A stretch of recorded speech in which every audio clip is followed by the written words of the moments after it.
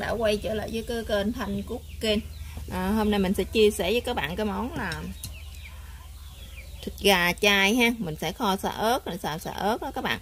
Các bạn thấy cái màu sắc nó rất là bắt mắt luôn ha. Ăn nó rất là ngon luôn các bạn.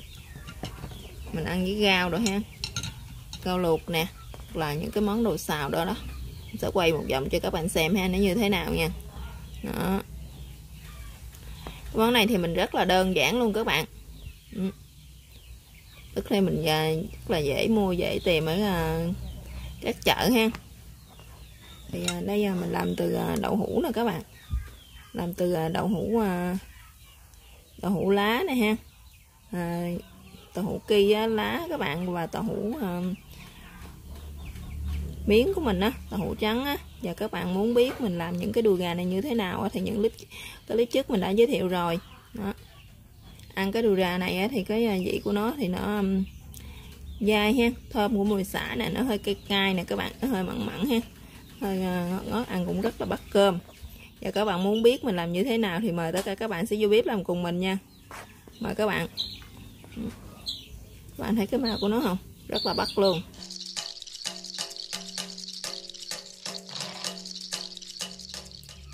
Chào tất cả các bạn, hôm nay mình sẽ chia sẻ với các bạn cái món là đùi gà chay mình xào xả ớt nha các bạn. Mình sẽ có đây là 10 cái đùi gà chay nè các bạn. Những cái đùi gà này mình đã làm hồi bữa mới làm đó các bạn. Bây giờ mình sẽ đem xào xả ớt nha. Mình làm đây làm được 10 cái nè. Tiếp theo gia vị thì mình sẽ có đây là hạt nêm chay nha, đường nữa các bạn, nước mắm chay ha, dầu ăn. Tiếp theo thì mình sẽ có đây là tương cà nha các bạn, để một lát nữa mình tạo cái màu cho nó đẹp hơn ha, và một ít muối. Cuối cùng không thể thiếu đó là sả. Đây là mình có những cái cây sả này các bạn. Những cái nhánh sả này mình chỉ lấy cái phần gốc của nó dưới thôi, cái phần lá thì mình đã bỏ rồi ha. Một trái ớt nè, với lại một tép tỏi. Giờ mời các bạn sẽ vô bếp làm cùng mình nha. Bây giờ trước tiên thì chúng ta sẽ đi cắt những cái đùi gà này ra nha các bạn. Cắt ra để mình ướp nó ha. Các bạn cắt ra những miếng vừa ăn nha. Những cái đùi gà này mình làm thì nó hơi nhỏ, cho nên mình sẽ cắt nó ra làm đôi. Các bạn cắt bỏ cái cọng sả này luôn.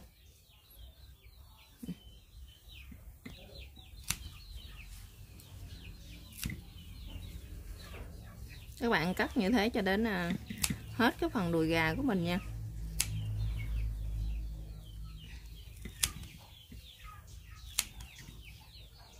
Rồi bây giờ thì mình đã cắt xong hết rồi nè các bạn. Bây giờ bắt đầu mình sẽ đem đi chiên sơ nha các bạn. Cái phần đùi gà chay thì mình phải chiên sơ rồi mình mới đem ướp được. Bây giờ bắt đầu mình sẽ đem đi chiên nha. Bây giờ thì chúng ta sẽ bắt cái chảo lên nha các bạn, để cho cái chảo nó nóng ha. Chúng ta sẽ cho dầu vô. Các bạn cho dầu hơi nhiều nhiều để mình chiên cái phần đùi gà của mình đó các bạn, cho nó dễ ha.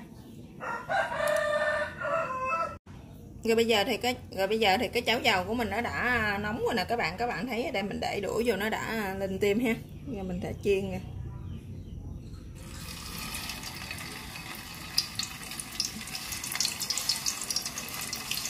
Các bạn chiên sơ thôi.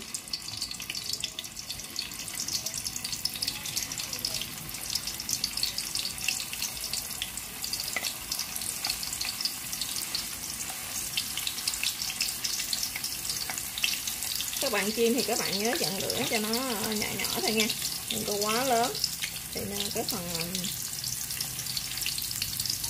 thịt gà của mình nó sẽ dễ bị cháy đó các bạn.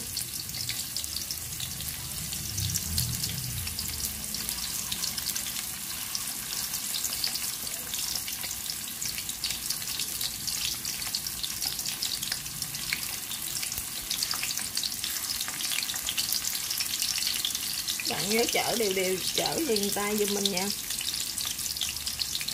thôi nó rất là dễ bị khét.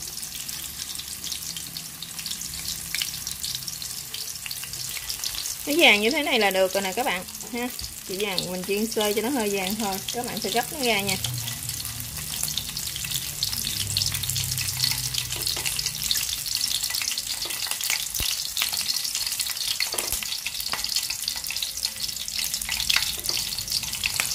Các bạn chiên sơ như thế này thì làm cho cái thịt gà của mình một lát nữa, cái gà chài của mình một lát nó sẽ dai và ngon hơn nha các bạn.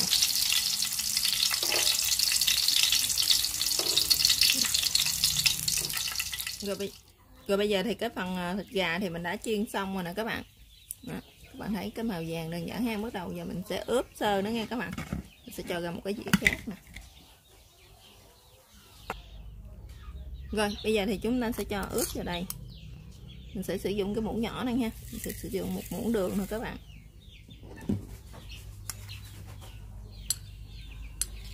Nửa muỗng cà phê hạt nêm ha.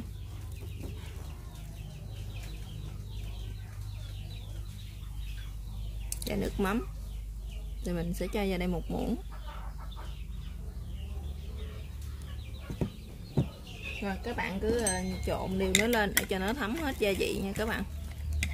Các bạn ướp như thế này thì các bạn để cho mình khoảng 5 phút là chúng ta sẽ đem đi kho, đi xào xả ớt nha các bạn.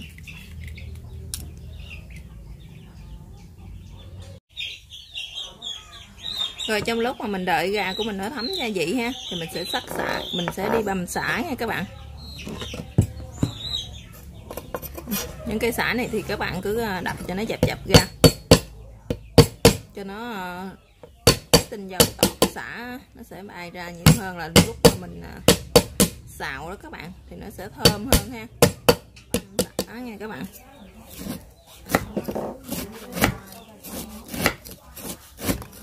Đó, các bạn sắc sả cho nó mỏng mỏng như thế này thì mình sẽ băm sả cho nó dễ hơn ha.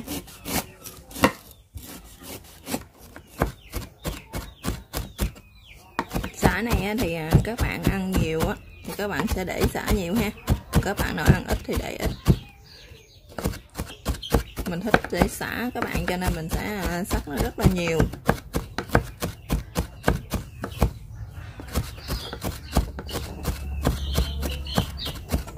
Các bạn bằm cho nó nhuyễn ra luôn nha. Sả càng nhiều thì nó càng thơm. Sả giờ thì mình đã bằm xong rồi nè các bạn, nó nhuyễn như thế này rồi ha. Thì bắt đầu mình sẽ bằm ớt vô luôn nha.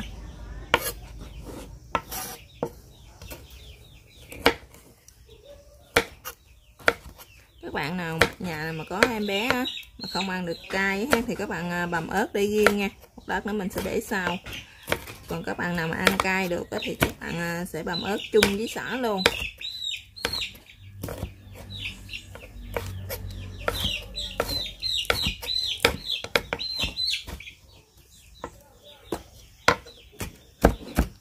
Ớt thì các bạn cũng bằm nhuyễn nó ra luôn ha.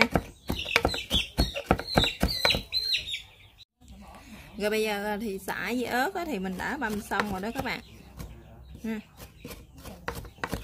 Giờ mình sẽ cho nó ra dĩa nha. Đó. Đó. Tỏi thì các bạn cũng bằm ra cho nhuyễn luôn nha các bạn, để mình sấy cho thơm ha. Còn gia đình các bạn nào mà thuần chay không có ăn tỏi thì có thể thay thế bằng hành boro nha.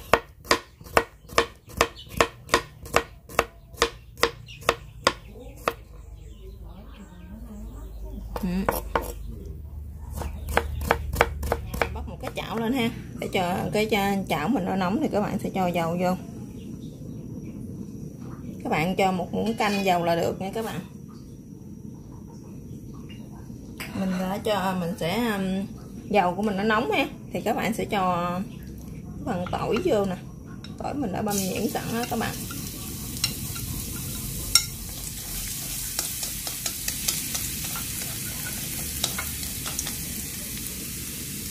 Dầu của mình nóng thì các bạn để tỏi vô thì các bạn hạ lửa thiệt nhỏ xuống nha, để tỏi của mình nó sẽ bị khét đó các bạn. Hoặc là các bạn có thể tắt bếp luôn cũng được, để cho cái tỏi của mình nó vàng mà nó không bị khét nha. Giờ mình sẽ tắt bếp. Giờ tỏi của mình nó đã vàng rồi đó các bạn. Tỏi mình nó đã thơm và vàng rồi đó các bạn. Bây giờ trước tiên thì chúng ta sẽ cho đường vô nha. Mình đã tắt bếp rồi các bạn, cho nên mình sẽ cho đường vô đây. Một muỗng đường nha. Nửa muỗng cà phê hạt nêm. 1/4 muỗng cà phê muối.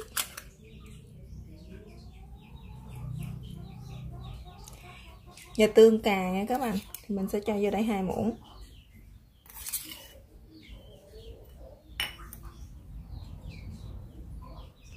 Tiếp theo thì mình sẽ cho nước mắm vô đây,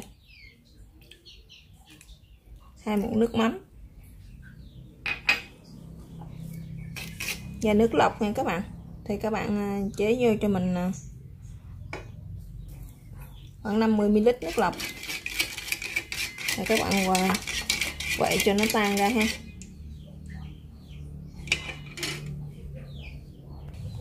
Tiếp theo thì mình sẽ cho vào đây 1 muỗng nước màu á các bạn ha, màu mình thắng nhà á các bạn, để cho tạo cái màu gà của mình một hồi nó đẹp hơn nha. Đó, thì các bạn bắt lửa lên.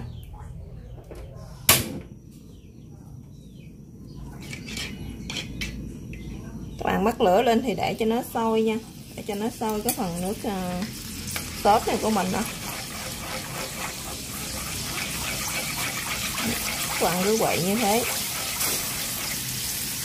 Rồi bây giờ thì cái phần nước sốt mình nó đã sôi nhiều rồi đó các bạn, mình sẽ cho tương xả vô nha.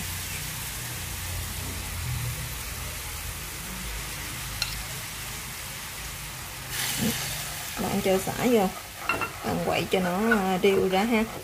Thì tiếp đó thì mình sẽ cho cái phần thịt gà này vô luôn các bạn, để cho nó thấm gia vị nha.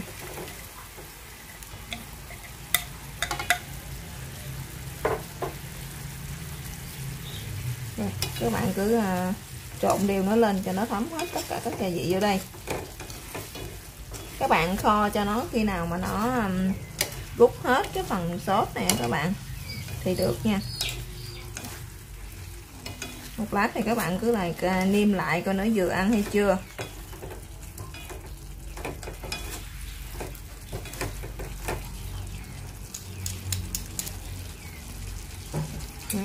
Các bạn để lửa vừa thôi nha, đừng có quá lớn và đừng quá nhỏ, để cho nó những cái miếng đùi gà chay của mình nè các bạn, để nó thấm hút cái phần gia vị vô đây nha.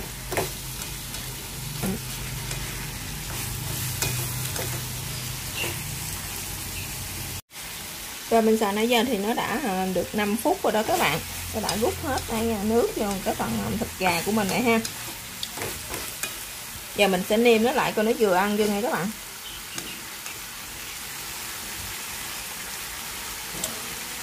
Nó hơi lạc các bạn, mình sẽ cho thêm một ít nước mắm nữa ha. Mình sẽ cho thêm vào đây một muỗng nước mắm nữa. Giờ nó đã rút nước hết vào đây rồi đó các bạn, nó rất là thơm luôn. Để vậy nên cái mùi xả các bạn rất là thơm ha.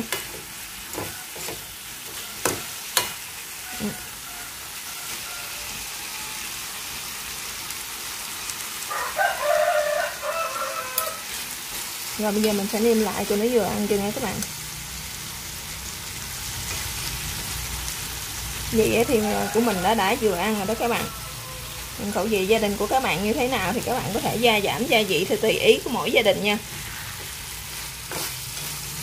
Giờ cái món đùi gà chay á, gà chay mình xào sơ ớt gì thì nó đã hoàn thành.